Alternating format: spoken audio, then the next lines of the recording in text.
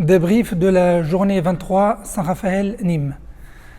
C'était un match un peu spécial par rapport à la préparation de ce match, vu qu'on a joué 48 heures avant contre Dunkerque. Donc c'était la première fois de cette saison qu'on joue deux matchs d'affilée en laps de temps de 48 heures. Donc c'était pas évident par rapport à la préparation.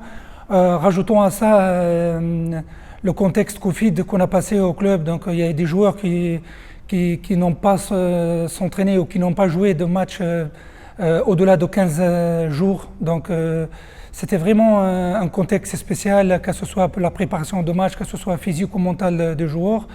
Donc malgré ça, on a entamé bien le match, on a dominé même l'équipe de Nîmes tout le long du premier mi-temps. On était à plus 4, plus 5 et on finit 16-14 la mi-temps, et je pense qu'on aurait dû finir plus que ça. Peut-être ça nous facilite un peu l'entame de deuxième mi-temps.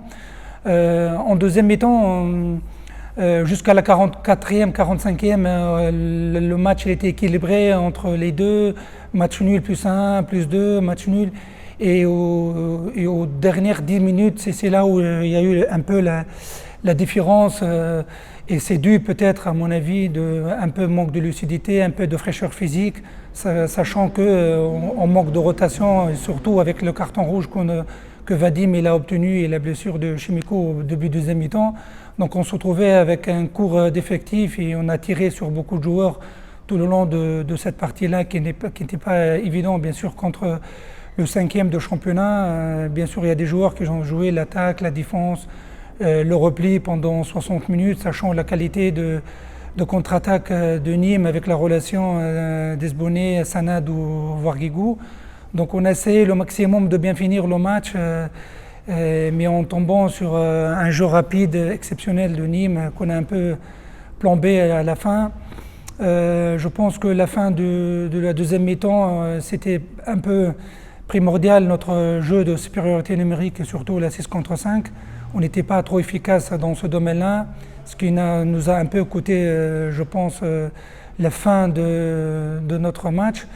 Aussi, on a tout essayé pour rattraper l'écart de 2 à 3 buts à la fin en utilisant notre 7 contre 6, qui est offensivement bien marché, parce qu'on a mis presque tous les attaques à 7 contre 6, sauf qu'après, avec la qualité d'engagement rapide de Nîmes, on a pris 2 ou 3 buts des mémoires avec le cache vide, ce qui nous a un peu mis dedans en fin du match. Donc globalement, c'est un match costaud de la part de nos joueurs, vu le contexte que je vous ai dit tout à l'heure.